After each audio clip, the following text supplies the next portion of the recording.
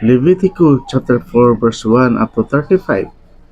At sinalita ng Panginoon kay Moises na sinasabi, salitain mo sa mga anak ng Israel na iyong sabihin kung ang sinuman ay magkakasala ng hindi sinasadya sa alinman sa mga bagay na inuutos ng Panginoon na huwag gawin at gagawin ng sinuman sa kanila. Kung ang pinahirang saserdote ang magkasala ng ganyan na magdala ng sala sa bayan, ay maghahandog nga siya sa Panginoon dahil sa kanyang kasalanan na ipinagkasala ng isang guyang turo na walang kapintasan na pinakahandog dahil sa kasalanan. At dadalhin niya ang turo sa pintuan ng tabernakulo ng kapisanan sa harap ng Panginoon. At ipapatong niya ang kanyang kamay sa ulo ng turo at papatayin ang turo sa harap ng Panginoon. At ang pinahira ng langis na saserdote ay kukuha ng dugo ng turo at dadalhin sa tabernakulo ng kapisanan. At ilulubog ng saserdote ang kanyang daliri sa dugo at magwiwisik ng makapito ng dugo sa harap ng Panginoon sa tapat ng tabing ng santuario. At ang saserdote ay maglalagay ng dugong yaon sa ibabaw ng mga anyong sungay ng dambana na mabangong kamangyan sa harap ng Panginoon na nasa tabernakulo ng kapisanan, at lahat ng dugo ng turo ay ibubuhos sa paanan ng dambanang pagsusunugan ng handog na nasa pintuan ng tabernakulo ng kapisanan. At aalisin ang lahat ng taba ng turo na handog dahil sa kasalanan, ang tabang nakakatakip sa lamang loob, at ang lahat ng tabang nasa ibabaw ng lamang loob, at ang dalawang bato, at ang tabang nasa ibabaw na malapit sa mga balakang, at ang lamad na nasa ibabaw ng atay ay aalisin na kalakip ng mga bato, na gaya ng pag-aalis ng sa turo ng hain ng mga handog tungkol sa kapayapaan, at susunugin ng saserdote sa ibabaw ng damba ng pagsusunugan ng handog, at ang balat ng turo at ang buong laman pati ng ulo at ang mga hita at ng lamang loob at ng dumi. Sa makatuwid, bagay ang buong turo ay ilalabas niya sa labas ng kampamento sa isang dakong malinis na pinagtatapunan ng mga abo, at doon susunugin sa apoy sa ibabaw ng kahoy sa pinagtatapunan ng mga abo, susunugin niyaon. At kung ang buong kapisanan ng Israel ay magkasala at ang bagay ay malihim sa mga mata ng kapulungan, at sila'y nakagawa ng anuman sa mga bagay na inuutos ng Panginoon na huwag gawin, at naging sala rin. Pagka nakilala ang kasalanan ng kanilang ipinagkasala, ay maghahandog nga ang kapisanan ng isang guyang turo na pinakahandog dahil sa kasalanan, at dadalhin sa harap ng tabernakulo ng kapisanan. At ipapatong ng mga matanda ng kapulungan ang kanilang kamay sa ulo ng turo sa harap ng Panginoon, at papatayin ang turo sa harap ng Panginoon. At ang saserdoteng pinahiran ng langis ay magdadala ng dugo ng turo sa tabernakulo ng kapisanan, at ilulubog ng saserdote ang kanyang daliri sa dugo at iwiwisik na makapito sa harap ng Panginoon sa harap ng tabing.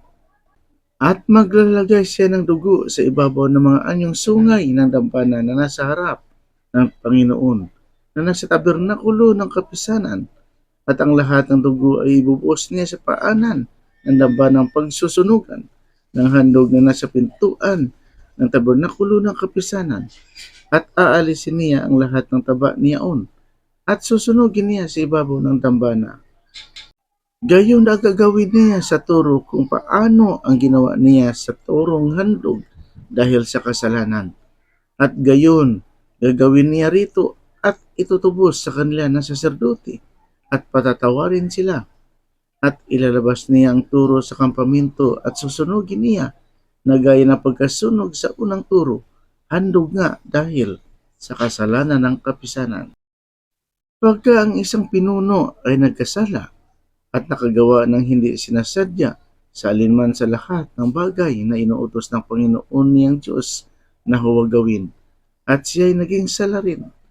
Kung maipakilala sa kanya ang kasalanan niyang ipinagkasala, ay magdadala siya ng pinakaalay niya na isang lalaking kambing na walang kapintasan.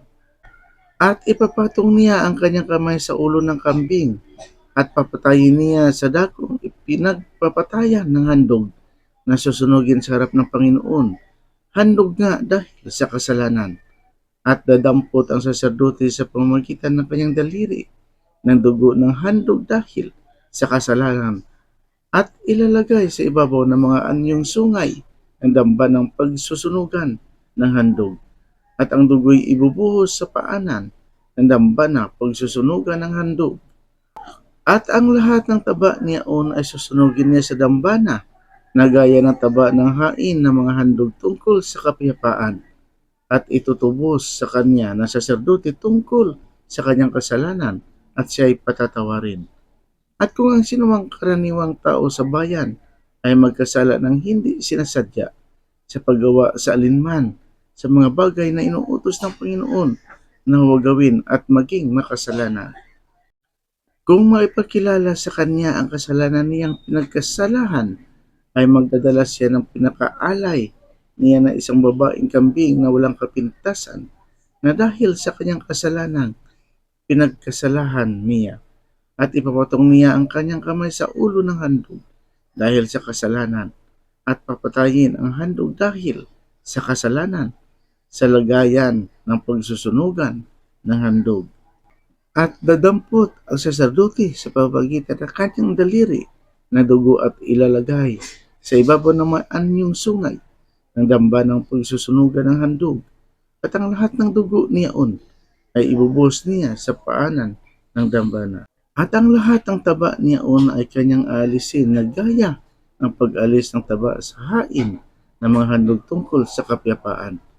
At susunugin ng saserdote sa dambana na pinakamasarap na amoy sa Panginoon at itutubo sa kanya ng saserdote at siya ay patatawarin. At kung kordero ang kanyang dalhing pinakaalay na bilang handog dahil sa kasalanan, ay babaeng walang kapintasan ang dadalhin niya. At ipapatong niya ang kanyang kamay sa ulo ng handog dahil sa kasalanan at papatayin na pinakahandog dahil sa kasalanan sa pinagpapatayan ng handog na susunugin.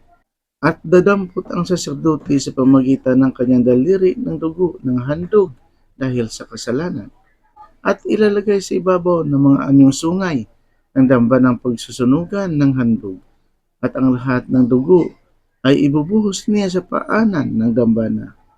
At ang lahat ng taba ay kanyang alisin gaya ng pagkaalis ng taba sa kordero na hain ng mga handog tungkol sa kapayapaan at susunugin ng saserdote sa dambana sa ibabaw ng mga handog sa Panginoon na pinaraan sa apoy at itutubo sa kanya ng saserdote tungkol sa kasalanan ng kanyang pinagkasalahan at siya ay patatawarin.